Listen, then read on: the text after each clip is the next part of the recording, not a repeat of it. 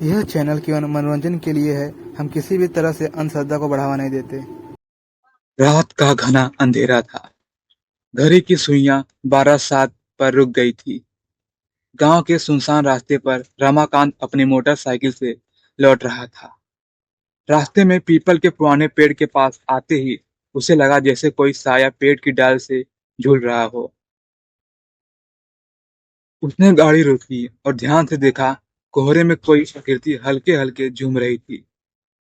अचानक हवा में एक भयानक चीख गूंजी। बचाओ, मैं जिंदा हूँ, मुझे बचाओ। रमाकांत के रोंगटे खड़े हो गए। उसने घबरा कर इधर उधर देखा, लेकिन वहां कोई नहीं था। तभी किसी ने उसके कंधे पर जोर से हाथ रखा। उसका दिल जोर से धड़कने लगा। उसने धीरे धीरे सिर घुमाया, पर वहां कोई नहीं था। रमाकांत किसी तरह हिम्मत करके बाइक स्टार्ट करने ही वाला था कि उसे किसी के फुसफुसाने की आवाज सुनाई दी। अब तेरा भी नंबर आ गया है। अचानक बाइक अपने आप स्टार्ट हो गई और पूरी रफ्तार से चलने लगी। उसके हाथ और पैर सुन्न हो गए, जैसे किसी ने उसे जकड़ लिया हो। आगे एक खाई थी। रमाकांत ने ब्रेक लगाने की कोशिश की, पर बेकार। अचानक उसने अपनी बाइक के मिरर व्यू में देखा। पीछे बैठा था एक जला हुआ चेहरा, आंखें कोयले की तरह काली, ओठ सिले दिए गए हो और गला कटा हुआ। उसके मुंह से एक भयानक चीख निकली और अगले ही पल बाइक सीधे खाई में जा गिरी। सुबह गांव वालों को रमाकांत की लाश पीपल के पेड़ के नीचे मिली। उसका चेहरा डर के मारे सफेद हो चुका था। उसकी आंखें खुली खुली रह गई, जैसे मरते वक्त उसने कुछ भयानक चीज देखी हो। लेकिन अजीब बात यह थी कि उसकी जीभ गायब थी।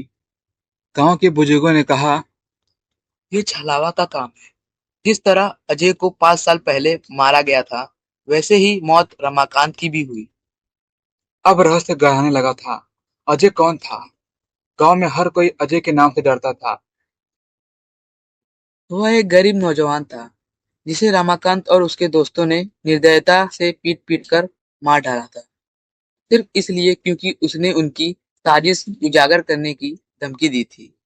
उन्होंने उसकी लाश को उसी पीपल के पेड़ पर लटका दिया था और उसके ओठ सिल दिए थे, ताकि वो कभी बोल ना सके। लेकिन मरने से पहले अजय ने कसम खाई थी, जो भी मुझे मारेगा वह एक एक करके मरेगा, उसी तरह जैसे मैंने मौत सही थी। पिछले 5 सालों में रमाकांत के दोस्तों की मौत रहस्यमय तरीके से हो चुकी थी। सिर्फ रघु और शंकर ही बचे थे।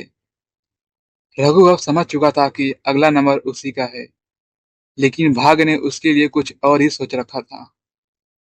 रघु ने डर से गांव छोड़ने का फैसला किया, लेकिन जैसे ही उसने गाड़ी स्टार्ट की, उसका फोन खुद ब खुद ऑन हो गया। स्क्रीन पर एक वीडियो चलने लगा। वीडियो में अजय की जली हुई लाश थी, लेकिन फिर लाश ने अचानक आंखें खोली और कैमरे की तरफ देखने लगी। रघु, तू कहाँ भागेगा?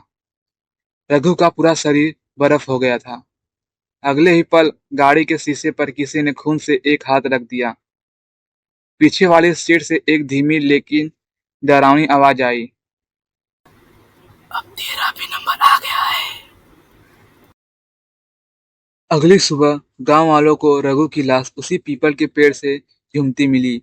उसका चेहरा वैसा ही जला हुआ था जैसे अजय की मौत के वक्त था, और उसके ओर सील दिए गए थे। अब गांव वालों को लगने लगा कि अजय का छलावा अभी जिंदा था और उसका इंतकाम कभी खत्म नहीं हुआ था। अगर आपको हमारी कहानी अच्छी लगी तो हमारे चैनल को सब्सक्राइब कीजिए और बेल आइकन को दबा दीजिए, ताकि हमारे वीडियो आपके पास पहले पहुंचे। और लाइक कीजिए, कमेंट कीजिए कैसा लगा वीडियो। मिलते हैं अगले वीडियो में। Thanks for watching.